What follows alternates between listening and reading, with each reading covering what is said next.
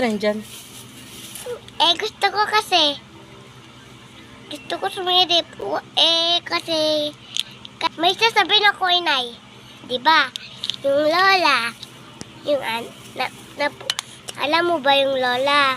Akin yan. Alam mo ba yung lola? Oh. Naputo yung daliri. O tapos?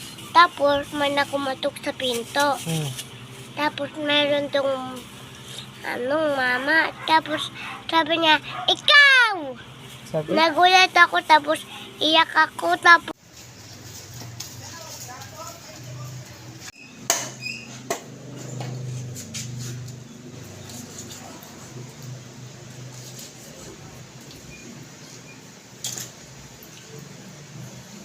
mura isda.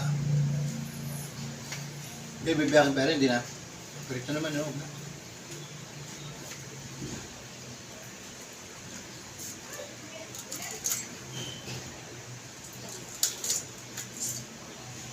Ba't parang ang mura ng isda ngayon pa? Petakal mo eh. Haba ng kalimada. Pwede na magkwan? Hindi yan dadagdagan? Dagdagan mo pang prito. Silong pa yan? Yung isang maliit. Dere, buo na lang.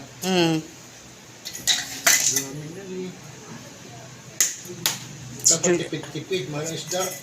Malakas na rin mag-ulam si Julia eh. Kinukusina po niya yung isdang binili niya sa palengke.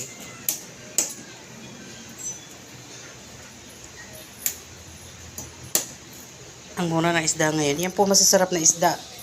Mga bitilya. Bitilya po. Yan. Yan masasarap na isda po yan. Kilalang kilala po yan ng mister ko kasi yan po ay former fisherman. Fisherman. Sa Mindoro. Pero pagka-retired po niyan, babalik na po ulit kami dun. At yun naman ang kanyang second journey after dito. Para hindi na po kami bibili ng ulam.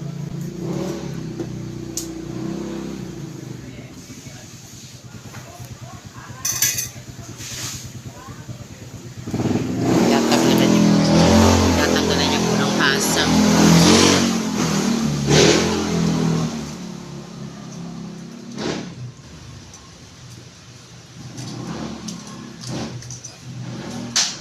Ito na magkwan? Yan. At ako naman magpiprito po. Yan, ako naman po ang maglilinis niyan. Piprito po namin. Ipiprito ko at kami ay mag-aalmusal muna. Let's go. Kukunin natin yan. Kunin ko lang guys. Ang laki ng ulo. ayaw mo daw. Wow, isda. Ayaw mo namin. Piprito po natin to. Dito tayo sa lababo kasi ang hirap tumungo. Ayan.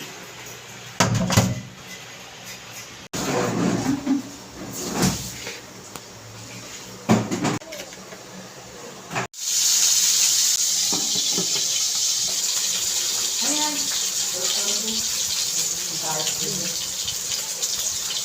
Ikaw na naman may ginagawa ako. Ayun na. Hindi ko nga alam kung alin doon. Nakalimutan ko. Lang. Pwede naman siya natumakbo. Nasaan ang flies? Pwede naman siya tumakbo doon. Hindi ginagawa. Nasunog na. Ayun naman na. Sunog. Hindi mo lang tinignan sa niluluto. Sunog na. Nasaan si lolo mo? Pinabayaan yung isda. Sunog.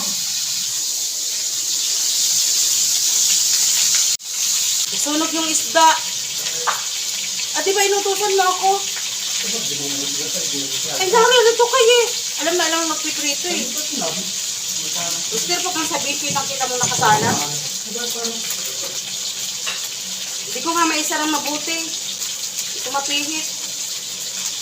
Mandumulas ng flies. Ha? Ano doon? Yung pinakaibaba. Ang pinihit ko. Hindi ko na pa rin. Sinapa ko, wala ko. Ba't mo sinawalan tubig?